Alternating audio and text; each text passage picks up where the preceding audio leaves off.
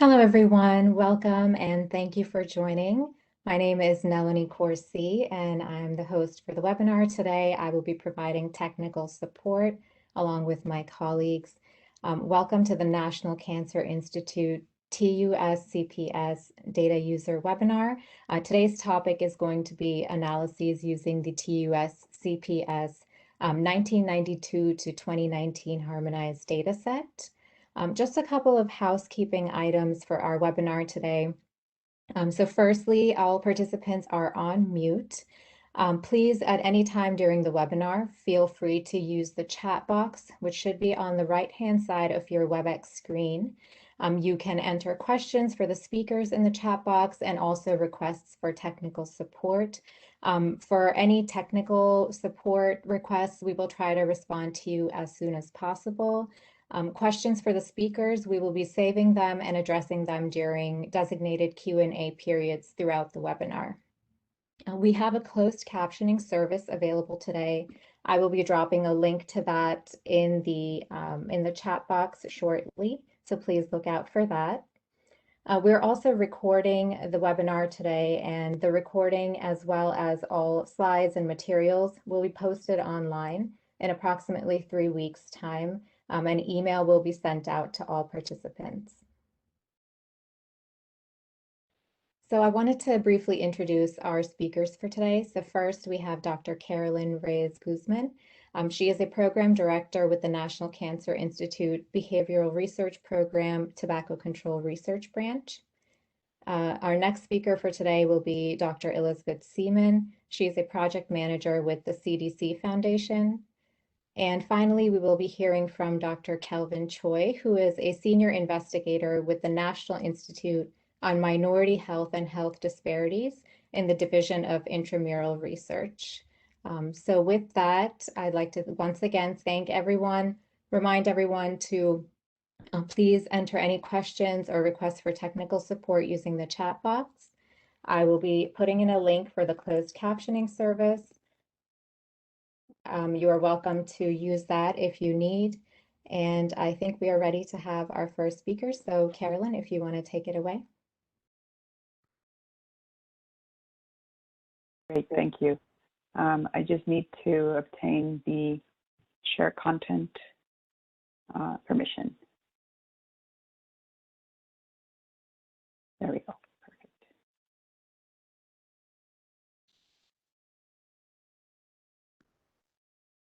Okay.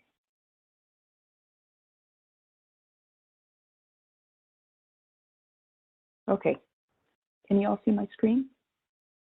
Yes, we can. Great, thank you.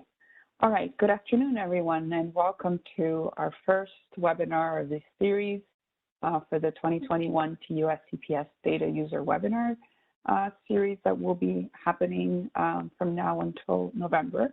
The focus of today's presentation is on how to conduct analyses using the harmonized data set with data from 1992 through 2019. So I'm Carolyn Reyes-Guzman. I'm a program director at the Tobacco Control Research Branch at NCI, and I also serve as the co-lead for the TUS-CPS study. So just a brief agenda on what I'm planning to cover. I'm going to begin with a brief background on what was the impetus behind the harmonization process. I'm going to lead you through the importance of the self-response and replicate weights for variance estimation when using data from the TUS-CPS.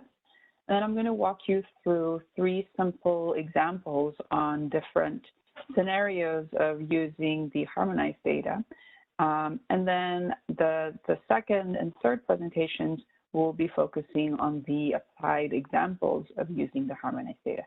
So as Melanie mentioned, just a quick reminder that we will have a designated Q&A session at the end of the third presentation.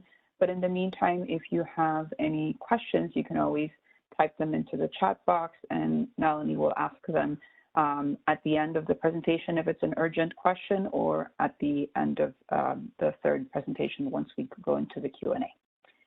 So just wanted to add this disclaimer also that the views and opinions expressed are the presenters only and do not necessarily represent the views, official policy, or position of the U.S. government. Okay, so briefly then, in terms of some background to set this up.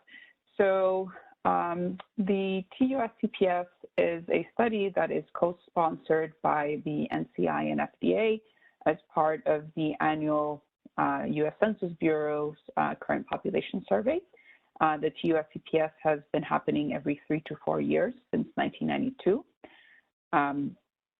And the most recently publicly released data are from the 18-19 wave, the 2018-19 wave. We are currently underway with planning together with the Census Bureau for the next cycle in 2022-23. And these are the previous waves with TUS data. So we have data from 92, 95, 98, 2000, 2001, 2003, 2006, 2010, and 2014. And each of these contain, for the most part, each of these contains 3 time points, so 3 months of data. And also to mention that the CDC was a co-sponsor together with NCI from 2001 through the 2006-7 cycles. So what is TUS data useful for? So I wanted to just bring this back as to, there's several surveys that collect data on tobacco use behaviors, tobacco use patterns, but what is unique about the TUS? So this data set can be used by researchers to monitor tobacco control progress and assess long-term cross-sectional population trends. So just reminding you all that this is a cross-sectional survey. It's also useful to track tobacco health disparities or tobacco use disparities to evaluate tobacco control programs. And also one of the uniqueness of TUS is in its capacity to examine smaller geographical unit level data. So apart from national and state level data, in some instances, there's also county level data that can be analyzed. And the other interesting thing about TUS is in the linkages to other CPS supplements, including, for example, some of the detailed labor force, occupational, and economic health insurance data from the CPS's March supplement, also known as the ASEC, as well as other linkages. And there will be a webinar on TUS linkages from the CPS in September. So just know that that will be coming. So in terms of why we at NCI decided to embark on this process of harmonizing the different waves of the TUS, is that previously researchers who wanted to examine long-term trends had to basically track all the variable names for a specific question of interest over several different waves and sort of keep track of all the differences in the naming of those variables, differences in, potentially slight differences in wording. And so the idea with this harmonized file was then to create a single variable name that would remain consistent across all the waves, which would then permit the investigator to use a quote-unquote flag variable to keep track of the survey year. The harmonized file is restricted to only the adult SOLV respondents, so there's no data on proxy responses due to the potential reliability issues of those proxy responses. And so the inclusion in the harmonized file meant that questions with at least 2 time points were to be included in the file. So here is a little bit more detail about what the inclusion-exclusion criteria for harmonization was as we went through this process. The variables that were easily harmonized were those, that were deemed as is, so to speak. Those were questions that remained consistent over time and were basically harmonized in their current state. Then there were questions that needed some slight adjustments. For example, there were slight tweaks in wording over time, or there were some instances in which the universe of respondents had slightly changed. And so we as a team had to make decisions on whether those questions could be harmonized, and for the most part, they were. And then there were a few instances where we had to drop certain variables from the harmonized data set because those items included significant wording changes, structures, or very significant variation in respondent universe. So with all that, we created back in 2016 that was the first harmonized file with data through the 14-15 cycle, and we've now finalized and will be publishing on the TUS site the updated harmonized data with 18-19 data, as well as the replicate weights and the data dictionary and crosswalk. So all of that will be posted, as Emily said, in the next few weeks. We'll send an email out to announce that that's ready. And we are also in the process of developing a harmonized file user guide that will be released to our website in the fall with very detailed examples using SAS and Sudan code for you to be able to run more detailed analyses. So these are the topics that are covered in the harmonized data set.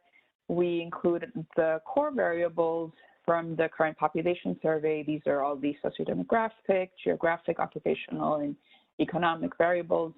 Then there's the questions on cigarette use, including menthol cigarettes since 2003, the questions on workplace and home smoking restrictions, on attitudes towards smoke-free policies in indoor work areas or public places. A new harmonized item or set of items includes the questions on smoke-free attitudes for multi-unit housing. So you may know that this was a series of questions that was asked for the first time in the 2014-15 cycle. Now with the 18-19 data, we have at least 2 time points that fulfills the criterion for inclusion in the harmonized data. We also have questions on physician or dentist advice to quit, on health perceptions and beliefs, sort of the harm reduction questions, as you may have seen in the past study, and questions on smoking history, cessation, and a very detailed section on former smokers, including especially for those interested in former smokers who may now be non-daily cigarette smokers, but you'd like to learn about what their previous behaviors were in terms of whether they were daily smokers who then transitioned to non-daily. That former smoking section has those questions. There's also a very long section on use of other tobacco products, cigars, pipes, smokeless, and e-cigarettes. And then the other new item in the updated harmonized data set is this little section on attempts to quit smoking by switching to e-cigarettes. And finally, the flavored tobacco product section. So very detailed set of topics in this harmonized data set. So now I want to walk you through the importance of using the self-response and replicate weights with TUS data. So there's 2 sets of issues that we're sort of dealing with here. The first is that the harmonized data set includes a full sample weight for self-respondents. This is the variable name in parentheses, sample weight. And so this little blurb from the user guide that we are working on or have been working on is that the full sample weights are created to compensate for different selection probabilities, non-response, and undercoverage of the target population of US adults. But there's also a second type of weights that we need to think about for TUS, and these are the replicate weights. And so these replicate weights can accommodate, various types of statistical analyses are created to more accurately estimate standard errors by accounting for the complex survey design. So basically, the importance of these replicate weights are for variance estimation processes as you're considering more advanced analyses. So depending on the goals of your research project, you may need to think about using replicate weights. So here's a bit more detail about the challenges, so to speak, in dealing with replicate weights. So the number of replicate weights used for the TUS CPS has changed over the different cycles, and so therefore the replicate weights have been broken out into 3 separate files because of those differences. So when you look at the 1992-93 data set, there were only 48 replicate weights. That was then expanded to 80 replicate weights in the 1995 through 2003 cycles. And now more recently, since 2006, through the current cycle, there are 160 replicate weights. So the idea then is that the harmonized data, and of course, we will be providing very detailed documentation to walk you through this, but the idea for today is to help you navigate and provide you the opportunity, if you have any questions at this time, to kind of walk through this in a bit more detail. But the idea then is before you go on embarking on running an analysis with harmonized data and some TUS, you have to think about whether you would need to use the replicate weights and how to merge that. And so to do that, you then first need to merge the data from the respondents in the harmonized file with their correspondent replicate weight. And so what we've done is we've created a record ID variable in the harmonized file that is unique to every respondent within each survey year and each survey month. And that same record ID variable was then created for the replicate weight files. And so those two data sets basically get merged according to these three variables: survey year, survey month, and the record ID. And so we are providing you with the SAS code on how to combine these two parts, right? And this is not the entire SAS program, but more importantly, what I wanted to walk you through is sort of how this process works. So as you see at the top left, you see the data set from 92, 93, and you see at the bottom that there's 48 replicate weights in the last line of that segment. And then you take the 95 through 2003 data set, and you now see that there's 80 replicate weights. And finally, for the third piece, the 2006 through the 2019 data, you now see that that's grown to 160 replicate weights. So then how do we combine all this? We basically stack those three files into one single replicate weight file. We sort that data set. We also sort our already downloaded harmonized file. And then we combine the two pieces, the harmonized data and the replicate weights, by the three variables that we set. And so that is our analytic data set that we can then use. We're going to call that Harmon. Okay. So one more thing that I wanted to mention about replicate weights that you need to think about when you're running weighted procedures, either in SAS or Sudan, is the adjustment factors. So within TUS, we use phase method, which is a variation of the balanced repeated replication method, or BRR, that you may have seen with other surveys when conducting variance estimation for the TUS CPS with replicate weights. And so one example that I wanted to give you here is when you are running a weighted frequency procedure using a single wave of data. If that is done in SAS, obviously you would use the proc survey freak, and you would set your variance method to BRR and your Fay adjustment factor to 0.5. If you're using Sudan software package, then you would use the proc crosstab and you would set the adjustment Fay factor to 4. But the caveat here is if you're analyzing multiple waves of data, then those adjustment factors get slightly tweaked. And for the SAS version of Survey Freak, the Fay coefficient becomes 0.75, and for SAS, that becomes 16. So just laying all this out so when you see the code, you're not scratching your head as to how this came about. So now let's talk about then how do we actually apply those weights in the harmonized data analysis. So we're going to take a very simple example. These are very simplified examples that I've included here. When we post the detailed user guide, we'll provide much more complex examples, sometimes comparing 2 or 3 different variables. But the idea here is to just keep it simple so that we could walk through it in an easier manner. So, excuse me. So for example, let's say we were interested in calculating the mean cigarettes per day among overall current smokers in the 2014-15 cycle, which would include self-respondents only because we're using the harmonized data, right? And so these will be our first step, download the data from the website, or download the zip file, which would contain the data, the SAS programs, the formats, the replicate weights, and so on. Then we would download the program also that would be in that zip file, which would be the SAS program that I just walked you through to merge the replicate weights to the harmonized data, right? So, and then you would modify as needed your file name locations, your library names, your include statements, so that everything maps to where it's stored on your computer, right? And so very, very simple walkthrough here, but if then you're interested in a single time point, right, you're using the Harman data set in your set statement, you're creating a new data set called Harman 1415, and you're only outputting the observations for that cycle. So that would be the served wave is the variable that determines what we said, the flag, right, to see what year we're interested in. And you would set that to 9 because that is the value corresponding to the 2014-15 cycle.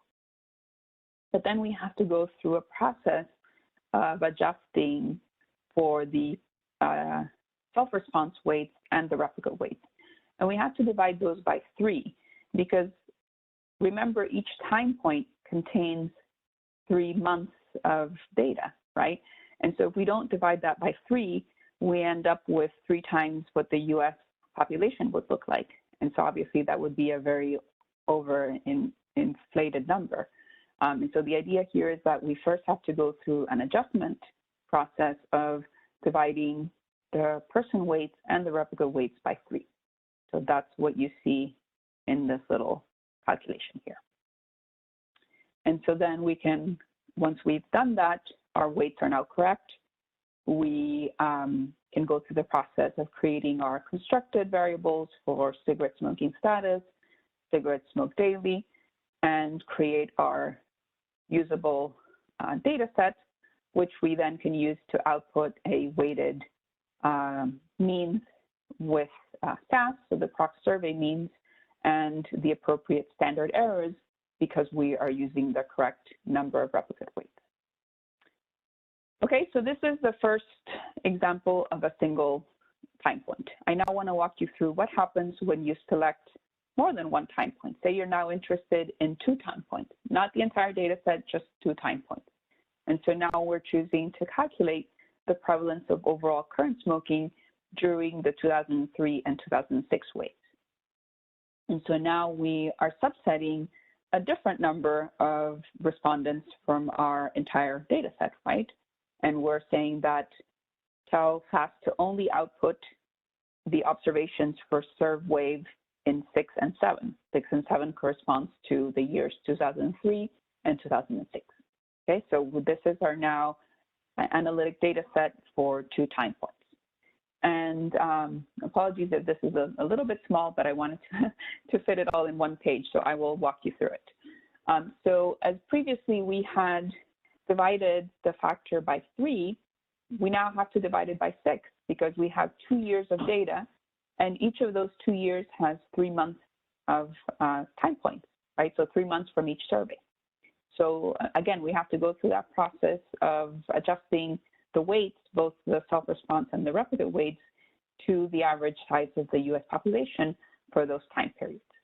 And so that's what we're doing here. You see it with this first line here of the sample weight. We're dividing it by 6 so that our new sample weight is correct.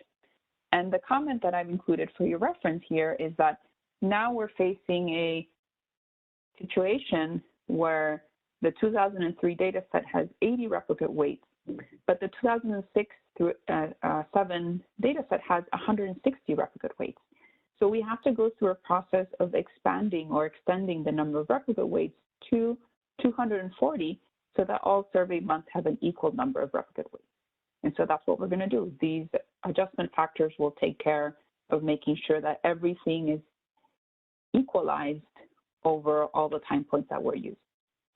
So hopefully you see the pattern here that you have to count how many cycles you're using, take into account that each cycle has 3 time points, and so create those conversion factors based on that. And so we're going through this series of do loops to be sure that we are correctly extending the number of replicate weights to, in this case, 240, because we have the 2003 data with the 80 replicate weights, and you can refer back to the previous slide that I showed you to see, okay, this cycle, fell in this segment of the data set, so there's 80 replicate weights, but this other data set now falls into the expanded replicate weights, and so we have to sort of make an adjustment for all that. So the idea here was to just show you the thought process that you have to go through. Of course, we will support you as much as we can with sample code, and you can always email us with questions if we can be of help also. So again, we go through once more that similar process of recoding our variables, and now we're creating an outputted weighted prevalence estimate for current smoking among self-respondents. And we very nicely have included our VAR method of VRR. We're now using two data points, right? So we're now using the adjustment factor where we have multiple points of data. We have our corrected sample weight, right? We divided it by 6 because we have 6 time points basically with all the months, 3 months in each of the 2 cycles. And we now have correctly adjusted to create 240 replicate weights so that everything is equal. Okay, so the last example is now what happens when we want to use the entire harmonized data set. So now we're talking about 1992 through 2019. So this is just an example research question. I haven't actually added the code, the sample code for running a model, logistic model, but that's something that we will include in the user guide. I think just in the interest of time and getting to the other presentations, I didn't really want to go through that at this time. But the idea here is that you're using the entire data set. So now we end up with 29 time points that we have to control for. So this is what and we're going from top left to bottom right. So at the very top, we now have 288 replicate weights, right? We've divided our sample weight by 29 because the entire harmonized data set has 29 time points. And the comment in green basically just shows you that the first TUS cycle in 92 had 48 replicate weights. The 1995 through 2003 had 80 replicate weights, and then 2006 onwards had 160. So you add all those up, we end up with 288 replicate weights. And so these are the adjustment processes that we have to go through for each of the replicate weight files. So once again, this will be all explained in detail in the user guide, but the idea was to walk you through it so you'd have a chance to go through this step by step. And we will be here to support you if you have questions. And I will gladly take questions at the end of the presentations if you have them. I did want to take just a moment to thank all of the contributors to our TUS team, to our TUS work. And I've included the hyperlink at the bottom for you to check out our website and sign up for our mailing list if you haven't. And with that, I will transition to Dr. Seaman, who will be going through the second presentation. Thank you.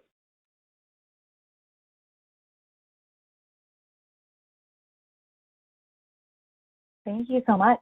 Very excited to be here this afternoon. Okay, and the share button just popped up. Excellent. Okay, so hi everyone. Thank you so much. I'm really excited to get to talk about our TUS CPS menthol analysis as an example of using the harmonized data set and the replicate weights. So this work was conducted when I was a fellow at NCI. I have since transitioned out to a role with the CDC Foundation managing their e-cig monitoring project. But all of this work was completed when I was a fellow, and my views and opinions do not represent either organization or anyone else other than myself. But I think I'm going to start with a little explanation of our research question and sort of the way we wanted to approach it, and then share a really exciting summary of our findings so far with you all. So this paper is currently in the manuscript process, and this started as a group of collaborators from NCI and FDA, and I know a few of us have moved since then. Even more organizations are being included, but the work is in the manuscript process. You'll see in the results slides a few kind of confidential watermarks, and I ask that you don't share these results until hopefully very soon we can further disseminate when they are in a manuscript. We will keep you all updated. Okay, so let's jump right in. So our group was very interested in understanding how menthol cigarette smoking had changed among current smokers between 2003 and 2014 to 15. And so the reason we chose that was sort of to maximize the amount of data we could use in the harmonized data set.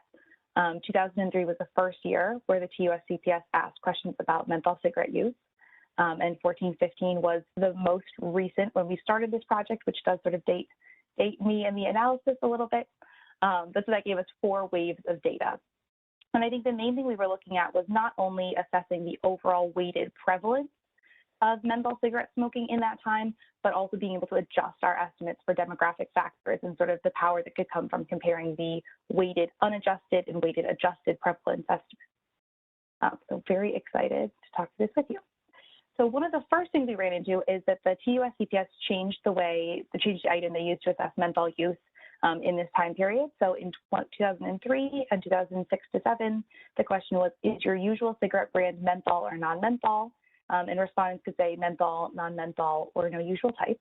But then in 2010 to 2011, the item changed to, do you usually smoke menthol or non-menthol cigarettes? And again, same answer choices. So I think you can see the construct and the item really is the same. We just dealt with a little bit of changes in the wording.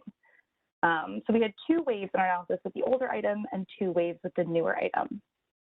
But luckily, this is exactly the kind of issue or challenge that the harmonized data set is designed to help with. So you see in the harmonized data set, we have one clean, easy to use variable where these 2 similar items have already been adjusted into one variable. So that definitely made our job easier. So Carolyn did an excellent job of giving an overview and describing the replicate weights and how to use and adjust them. And we did run into this problem or this challenge in our analysis. 2003 only had 80 replicate weights. And then our last 3 waves, the 2006 to 7, 10 to 11, and 14 to 15, each had 160 replicate weights.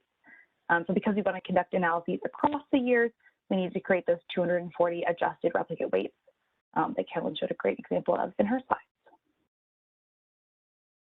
So an overview of the way we approached this and sort of the steps we took. So first we formatted the harmonized data set, and we just output the data we needed. So just like Carolyn showed you, we just output the waves and the variables that we knew we were going to need. And then we formatted and merged the replicate weights we needed, which again, you've seen some great example code for. We need them for each of the different surveys that we wanted to include. Then we merged the harmonized data and the replicate weights, adjusted the replicate weights, and then we were able to analyze the data. So as you can see, there's a few steps that sort of lead up to analyzing the data. But the TUS-CPS is such a rich data set with so many respondents and so many interesting research questions that can be answered that the initial steps in the setup is definitely worth it. So here's just a little bit of sample code for merging the harmonized data set and the weighted data set. We had created an ID variable that sort of rolled survey year and survey month and respondent ID all into one. So I did this, but I think, you know, like with anything with data analysis, there's multiple ways to approach the same things. I think Carolyn's code gave a really great example of using the year and the month and the ID. I just put it into one variable. But you can see we sort both data sets by the ID the variable we're going to merge on, which in this case is ID. And then we merged by ID if A and B. So if someone had data in the harmonized data set and they had replicate weights, we made sure to include them. And this is just a really good way to check and make sure everything's kind of in the right place. Like if you end up with a different number here than you expected, I definitely had to go back a few times and check my code. So this looks very similar to what Carolyn shared, and this is the way that we adjusted our replicate weights. So there's a few things I want to call out. Again, we're creating those same 240 weights like Carolyn showed. Because we had 4 waves of data, each with 3 months, you'll notice that we divided our overall sample weight by 12, 4 waves and 3 months each. So that's easy math. And then I think the rest are really closely mirrors the first examples. So for 2003 with 80 weights, you can see that weights 1 through 80 are really the adjusted original replicate weights, and weights 81 to 240 is the self-respondent weight divided by the number of data collection periods.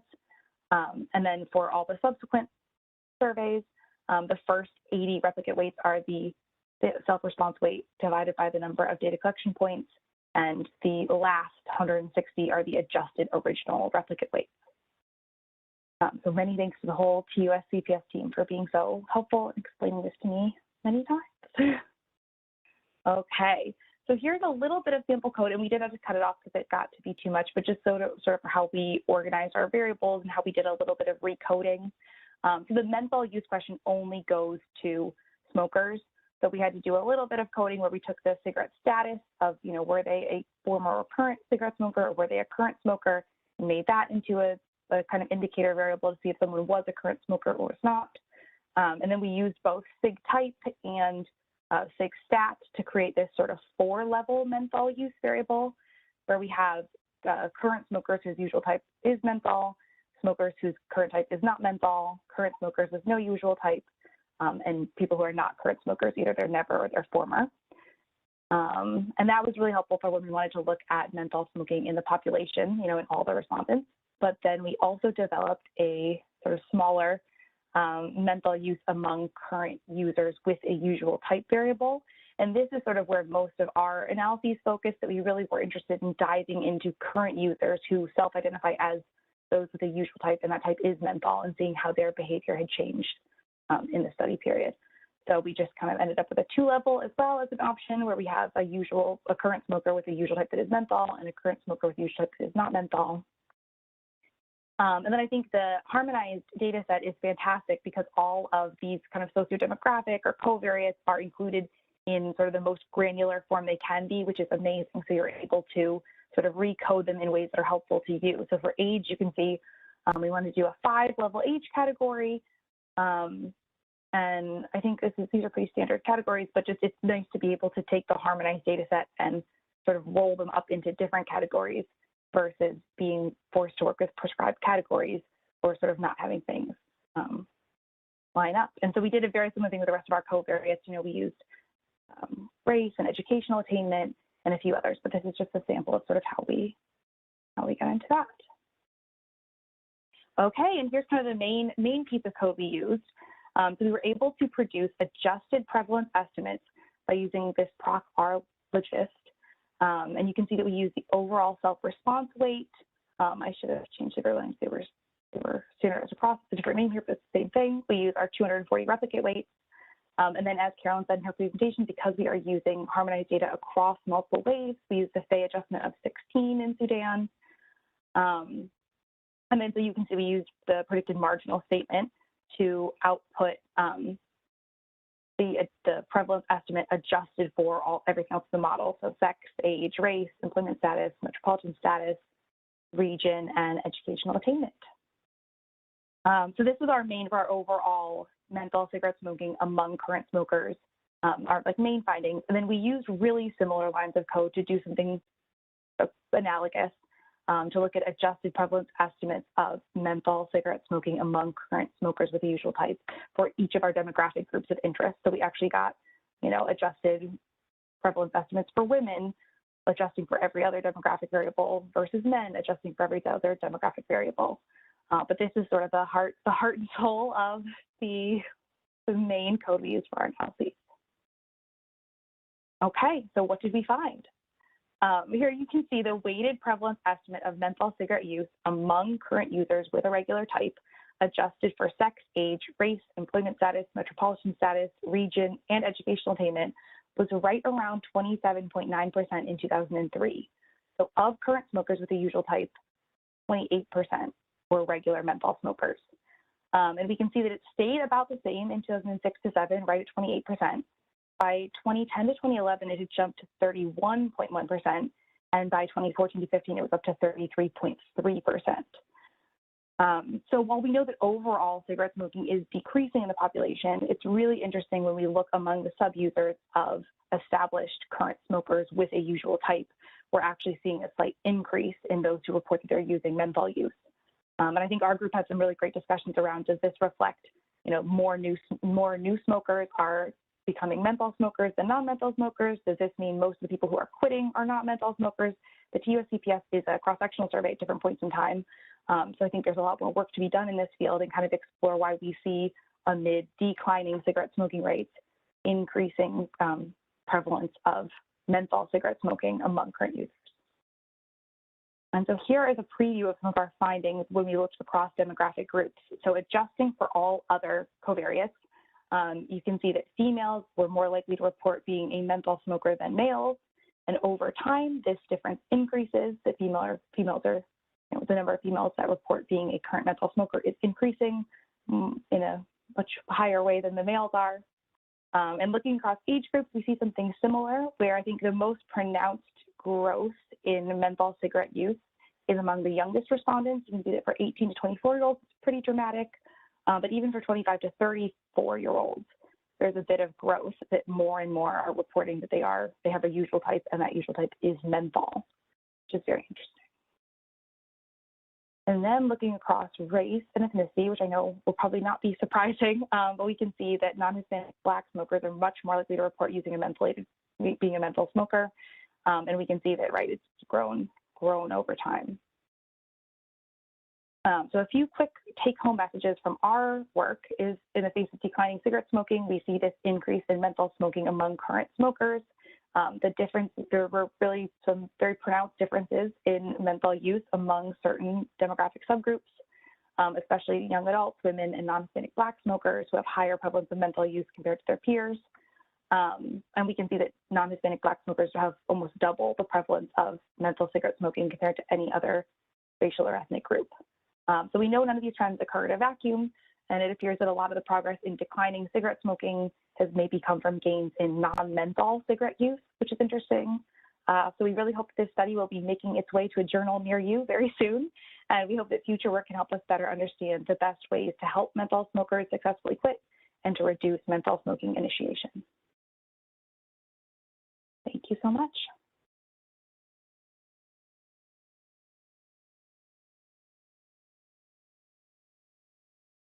I will turn it over to Dr. Choi for a discussion of his work.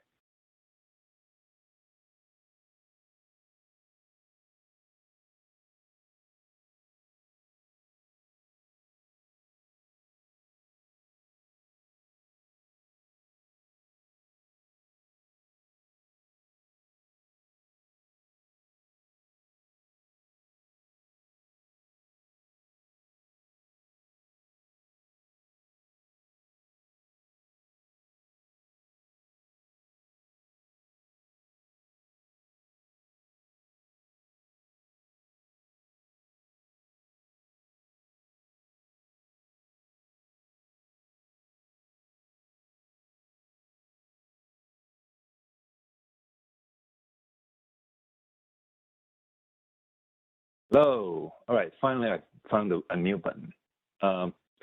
Just a heads up that I'm in the area that I have a rainstorm, so my internet may cut out, and if I suddenly disappear, somebody can share my slide and just advance, and people can just see for themselves. Other than that, I should be able to stay online and go through the presentation with you all. Thanks for joining us today. And Caroline has greatly explained how the harmonization effort actually took place and what we did in making sure the data is user-friendly as much as he can. And then Elizabeth gave a very interesting and good example in terms of how to use the data, looking at some trend over time. One of the powerful way of using the TOS data is really to look at small population, being that the TOS data have so many participants in each wave, and that you can combine waves over time to look at an even bigger sample size. You can actually use the data to look at some of the smaller population and to do analysis on topics that we previously weren't able to do. So my better looking self, the one on the video is not so good looking. All right. So a standard disclaimer, basically whatever I say is my opinion and my thoughts, and do not try to call director of NIH and complain about it. If you have questions and comments or concerns, you can always email me. My email will be shared with you all at the end of the presentation. And the other thing is that the word tobacco in this presentation refer to commercially manufactured, marketed, and distributed tobacco product, as we respect our indigenous brothers and sisters who use tobacco for ceremonial and healing purposes. All right, and Caroline has gone through a list of variables that is available in the tobacco use supplement, which measure detailed tobacco use behavior. And if you go through the survey and go through the harmonized data, you find a lot of these. You know, for example, this one, I have you ever smoked at least 100 cigarettes in your lifetime? One of the standard questions to ask about, established smoking. Now, there are, if you have ever looked into the current population survey technical documentation, which is my favorite document to look at, you'll find that there's actually multiple attachments there, and one of which is attachment 6, which show you the basic CPS record layout. And in there, you find a list of variables that is actually delivered together with the tobacco use supplement data. Not all of which are harmonized into the harmonized data set, and we're still working through some of those and try to bring more of those core variables into the harmonized data set. But what we have there now is that we have, family income, education, state, metropolitan status, and for those who are interested in, rural-urban differences, that would be a variable that you could actually use. Of course, we have race and ethnicity, but the other thing that we have that other surveys don't usually have is the country of birth of the respondent, the mother, and the father. And there's another whole host of labor force-related measure that comes with the core measure of the CPS. So I'm going to talk about how we look at the respondent country of birth and use that variable to answer some of the research questions that we previously haven't been able to answer. The power of the data set is that we can pull participants across wave, as I mentioned before. So in a single wave, there may be a small number of people that meet particular definition of a small population, but over time, that population can get bigger as you pull people from across survey wave. So in this particular instance, we're interested in tobacco use behavior among U.S. Black, depending on what region they were born, or they're born in the United States or they're born in other regions of the world, and want to see how tobacco use behavior differ by the global region of origin just within the U.S. Black population. The work was actually led by my former postbac fellow, and so our pictures here, Lonnie Singford. So just a little background before we dive into the analysis. So 3.8 million of U.S. Black individuals actually foreign-born living in the United States, which is about 8.7% of U.S. Black population in 2013. And they don't just come from a few countries. And as a matter of fact, the foreign-born Black individuals came from a diverse list of countries. And tobacco use behavior may vary within these U.S. Black populations by the global origin, depends on the the home country tobacco use, prevalence and the marketing and the culture. And so, but that question has not been previously examined. So in this particular analysis, we want to explore the heterogeneity in tobacco use behavior among U.S. Black individuals by global region of origin. So first thing we need to look at is the survey wave that actually have data that we want. If you have looked into the harmonization documentation, you'll find that race, the measure of race actually changed over time. Prior to 2003, we have a 5-category race variable: Black, White, American Indian, Alaska Native, and Asian Pacific Islander, and other. And then in 2003 and on, we have a much more in-depth measure of race in the survey. So in that, keep that in mind, we want to look at only those who are self-identify as Black only. So we limit our survey waves to only 2006, 2007, 2010, 2011, 2014, and 2015. When pulling these data across waves, we also want to be mindful that we don't pull across data that's too collected in too wide a range of years, so that there may be a hidden secular trend that we are missing if we just pull them all together. So we only pull the data from 3 different waves. Now, the other thing is the definition of menthol cigarette, which Elizabeth mentioned, that the measure changed a little bit, but the good thing is we are able to harmonize that concept without much trouble, so we can use that measure. And for this particular analysis, we look at those who self-identify as Black only. Now, getting to the fun part is to define a global region of origin. If you go through the document, you find Appendix B of the harmonized data documentation. And this is a truncate list of the countries that is actually in that document. You see some of the countries are actually have a consistent code over time. United States always 57. American Samoa is always 60. Guam is always 66, which makes your life much easier. Some, however, do change over time. Czech Republic, for example, in the earlier years, it was 155, and then in the later years, 148. So in dealing with these, we have to make sure that they actually line up and we're using the same code when we create the global region of origin variable. So what we ended up doing is to classify people into US born, that include those who are also born in Guam, or Puerto Rico, any Pacific islands and other US island areas, and that's the biggest group, of course. And then we have people who are born in African countries, both North Africa and Sub-Saharan Africa, and that we have about 2,000 people.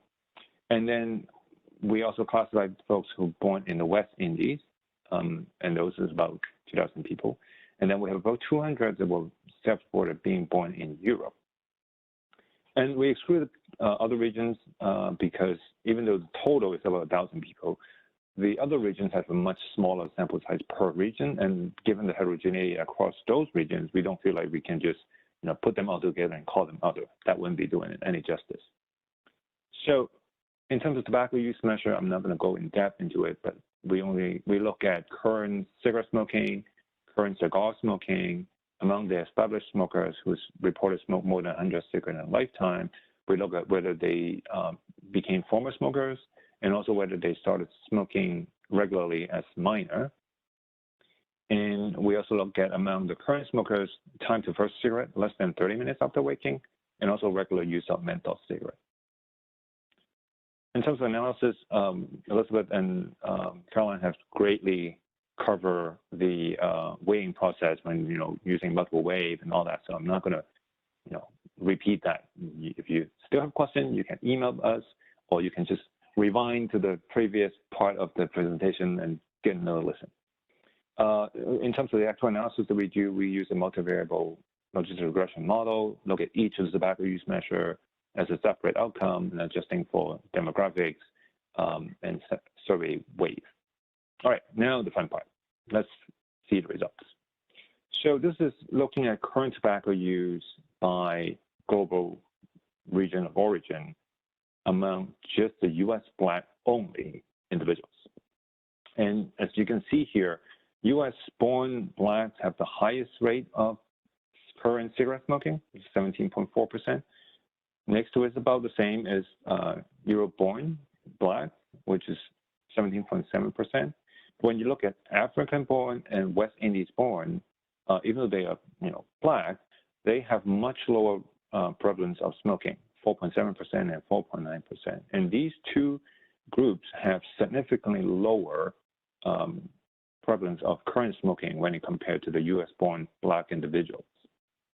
When we look at cigar use, we have a similar pattern, although the prevalence of use is much lower in the US Black population. It's about 3% current use in the US born Black and about 3% for the Europe born Black, but it's 1% or less for the African born and West Indies born Black. And again, those who are born in Africa and born in West Indies also show that they have lower, significantly lower prevalence of current cigar use compared to those who are born in the United States. When we look at established smokers, the first thing that we look at is how likely are they to become former smoker. And we saw that among the US born Black, about 40% of them whoever became established smokers subsequently became former smokers. And that number was actually lower in the Europe born Black, but higher in African born and West Indies born Black individuals. So much so that those who are born in Africa or born in West Indies are significantly more likely than those US born Black to be former smokers if they ever become an established smoker. And then we also look at starting smoking as a minor, which is, we know is the earliest smoking initiation is related to having a harder time to quit smoking. So that may be some of the explanation why that, we see that the quitting smoking is lower in US born Black versus those who are foreign born. And here we see that not all foreign born Blacks actually have same prevalence of starting smoking as a minor. There's no difference between US born versus Europe born Blacks, but those who are African born actually less likely to start smoking as a minor. again, no difference between the West Indies born and the US born black.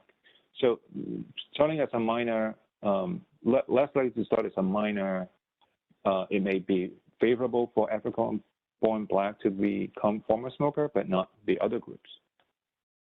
When we look at among current smokers and examine time to first cigarette, which is a measure of dependence, we also found that those who are African born are significantly less likely to smoke their first cigarette within the first 30 minutes of waking. It signals that these African-born individuals are probably less dependent on cigarettes or on nicotine, and therefore may have an easier time to quit smoking. Finally, we look at regular menthol cigarette use, and here it shows that the African-born and the West Indian-born black individuals, as compared to the US-born black individuals, are actually less likely, significantly less likely to use menthol cigarette regularly. And we do know that menthol cigarette use is associated with a harder time of quitting smoking. So that may also be the reason why that the US-born black individuals are particularly less likely to become former smokers had they ever become established smokers. So in conclusion, the bottom line is not all black individuals are the same. It's not a monolithic group, even though a vast majority of them are born in the United States. There are individuals in the black population who are foreign born and have quite a different tobacco use behavior. So we have to take into account when we think about surveillance and interventions in that regard. Another thing to take home is that TOS CPS is really a powerful data source. You can use to pull together data across waves that create a sufficient sample size to answer research questions that you will have a hard time finding other data sets that have a big enough sample size to do those analysis. So this is a really nice way to, as Caroline mentioned, to study health disparity and tobacco use disparity, because the sample size is there that you can actually do a fairly well-powered analysis in those situations. So thank you for listening. And again, my email is at the bottom of this slide. If you have any questions, you want to complain or whatever, you can email me. Here to serve. I'm going to stop sharing.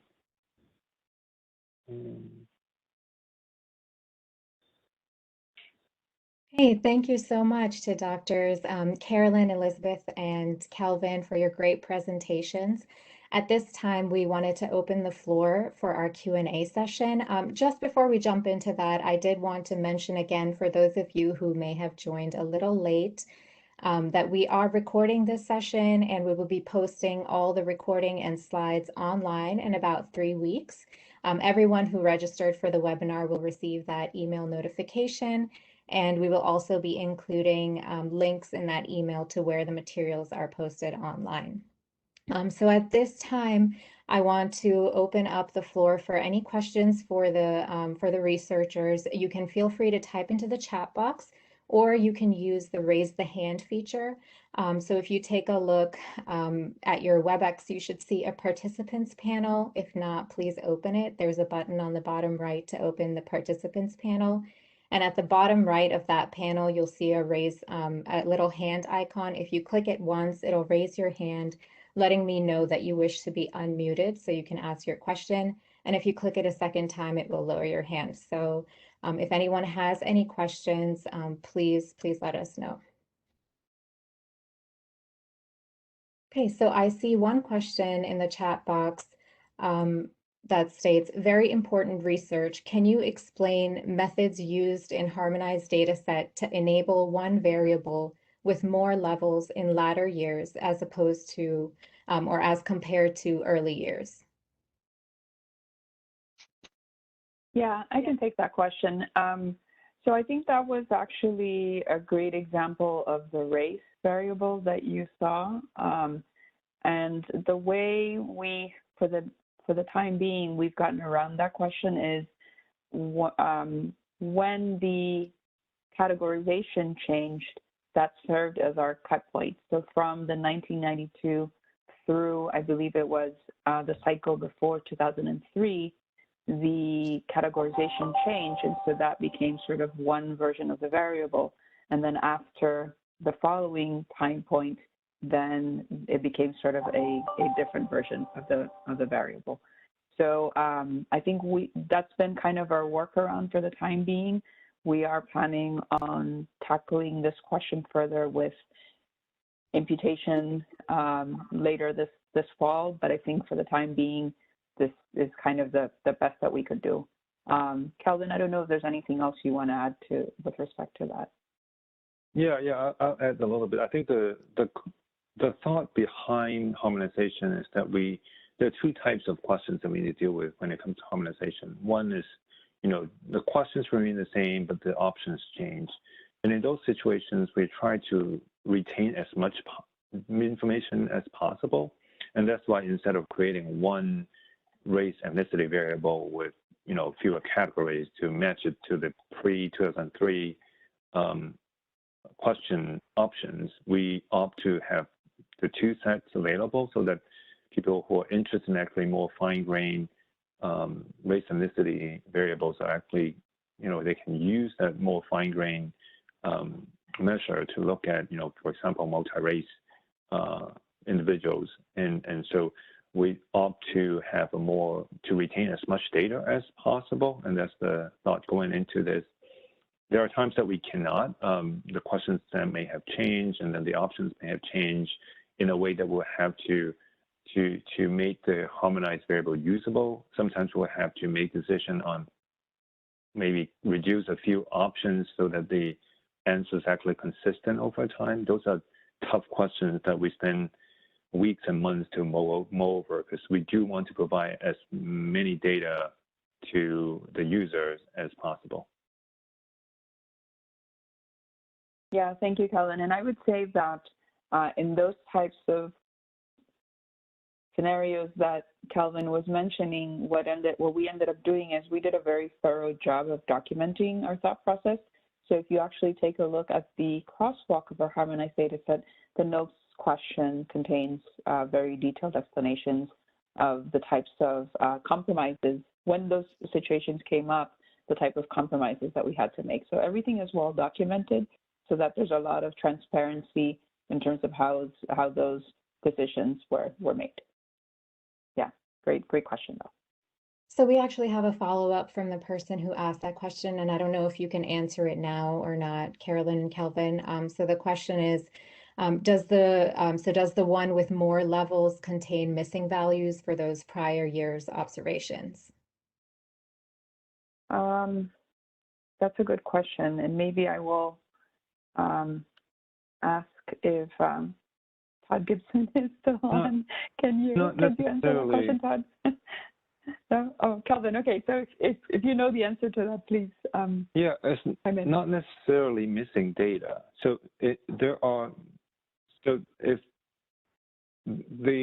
for example, race and ethnicity, that's not necessarily missing data. It's just that the options available for the participants are just different. So we don't have missing data in that regard. In some cases, certain universe may not have been, sorry, I say universe. Sometimes the inclusion criteria for a particular question may have changed over time.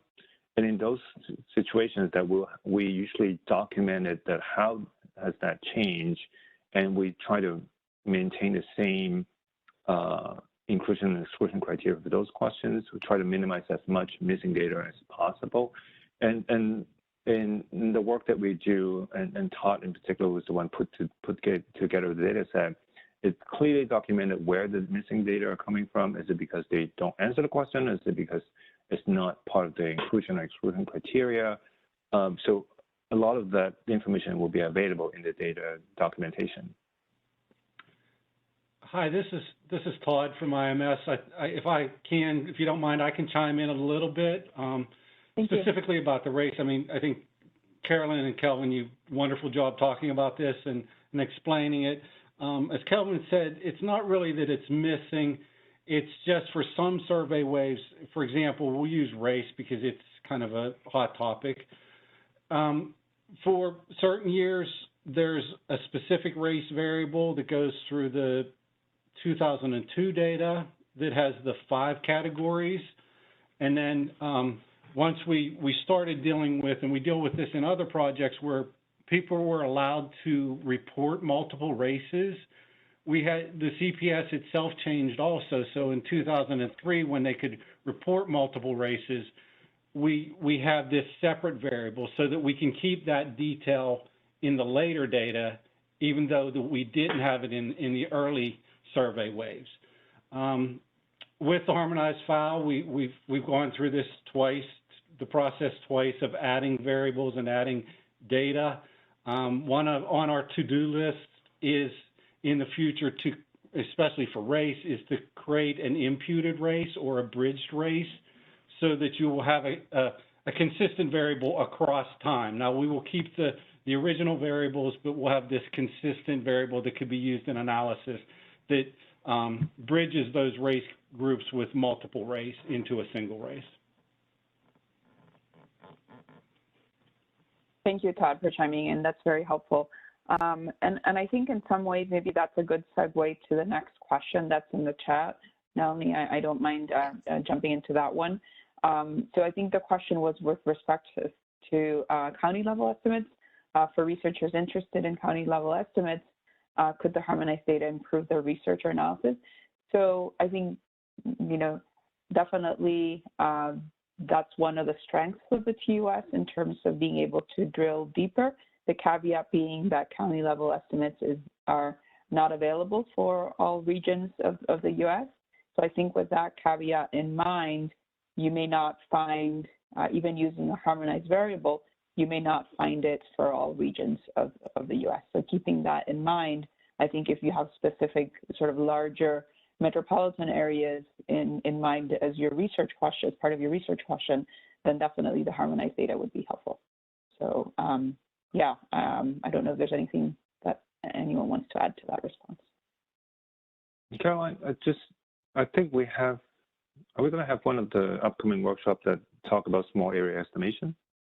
Yes, there is actually. I believe, if I'm not mistaken, that may be later this fall, but there is going to be a whole webinar on small area estimation with two of our statisticians at NCI. So it'll be Ben Maylou in the Surveillance Research Program and Anna Hartman in the Tobacco Control Research Branch, who will be tackling examples of small area estimation using TUS data. So if you're interested in that, please sign up for that.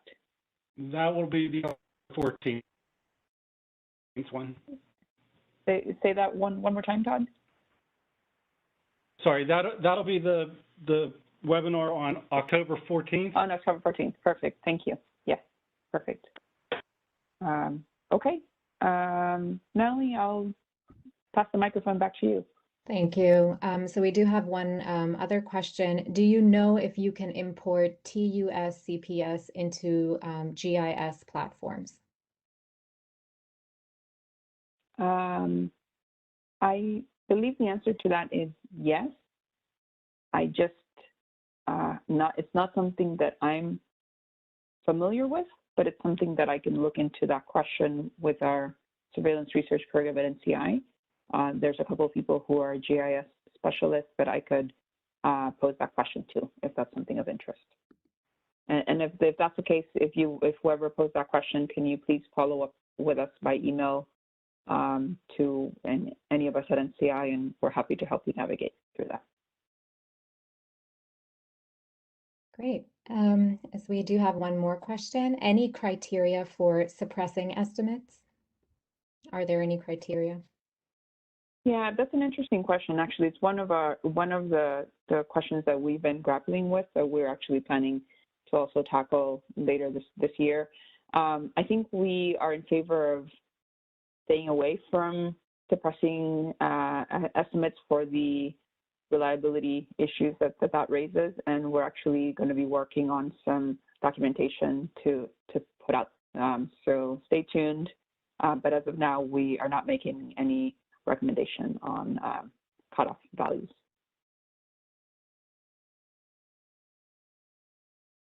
Great. So those are all the questions I've received so far. If anyone else has any, please feel free to type in the chat box, or you can raise your hand and I will unmute you so you can speak up.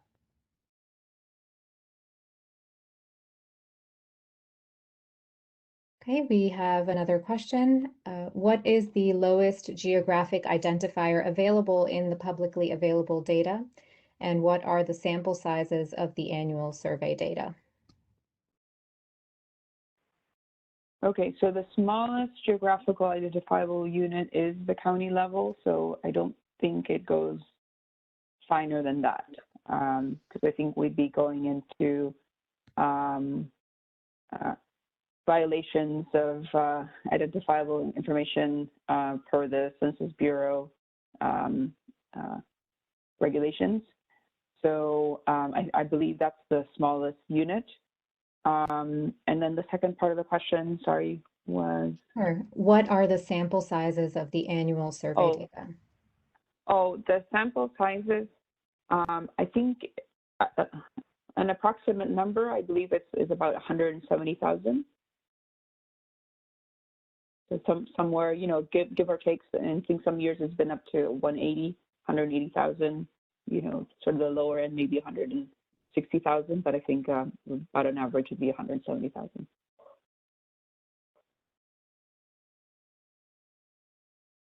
Okay, does anyone else have any questions? We still have a couple of minutes, so again, feel free to ask to be unmuted or type into the chat box.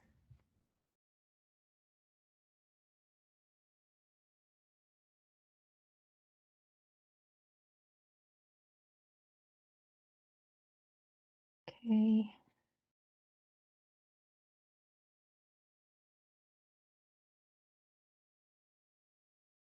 Right, I don't see anything else coming through the chat box or any requests. Oh, okay, just got one. If we attempt to merge with the food security supplement, for example, the December CPS, would that be feasible? Yes, that would be feasible. That is going to be covered in the, so not necessarily the food insecurity supplement, there'll be other examples, one with the American Time Use Survey, another with the March supplement, the ASEC, and another example of the NLMS, and that'll be in the one of the subsequent webinars. But I think it's the process is similar in terms of the calculation that needs to happen is to determine what is the overlap sample between, because of the panel survey methodology that the CPS follows, right? You have to see how far away. So for every month from the CPS, right? So say CPS happens at month 1. Every month after that you go further away from that TUS supplement, you lose a quarter of the sample. So as you get closer to month 4, you basically lost 3/4 of that overlap sample.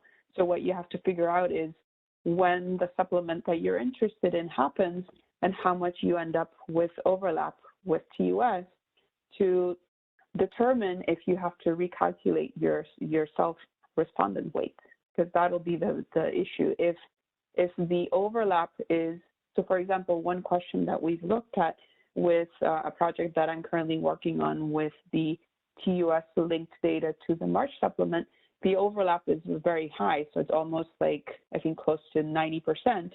So in the end, we were able to statistically justify that we didn't have to recalculate the sample weight. We were just able to keep the TUS survey weight as the main weight of analysis.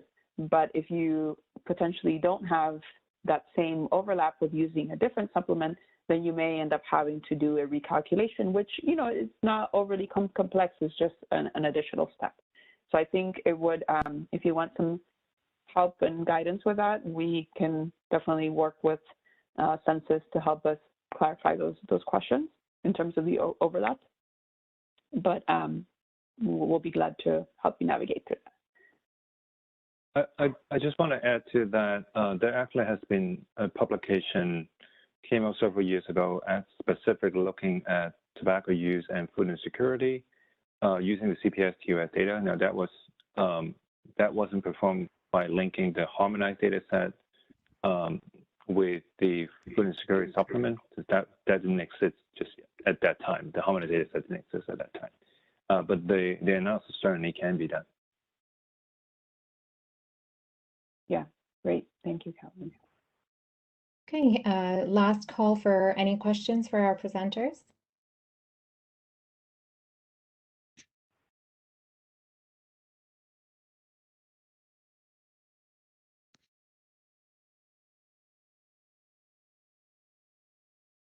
Okay, if not, I think we can go to our final slide. So I just want to thank everyone for your participation. Thank you so much for joining us today. And once more, thank you to our speakers, Drs. Carolyn, Elizabeth, and Kelvin. We really value your feedback, so we would love it if everyone could complete a brief survey. I have just dropped the link to the survey in the chat box. We will also be sending a follow-up email, and that will have the link to the survey as well.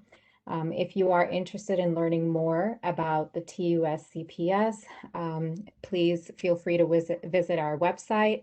You can also subscribe to our emails, which we send out periodically. And if you have any questions that you think of after the webinar, please feel free to reach out to our team. Our email is at the bottom. Once again, all of the materials will be posted online, and we will be sending an email notification with links once they are available. So again, thank you so much to everyone, and we hope you have a great holiday weekend.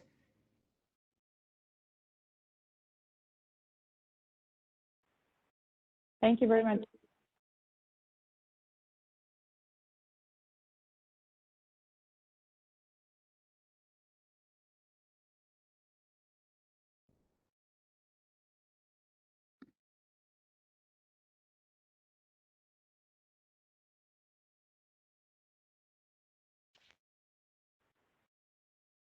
Okay, yay. Okay. We made it. that was a pretty good start. Great job. Great job. Thank you, Todd. Thank you. Well, I'm glad that my power didn't go out. I just got text messages from I was ready to other jump people. in. I was like, I'll take over.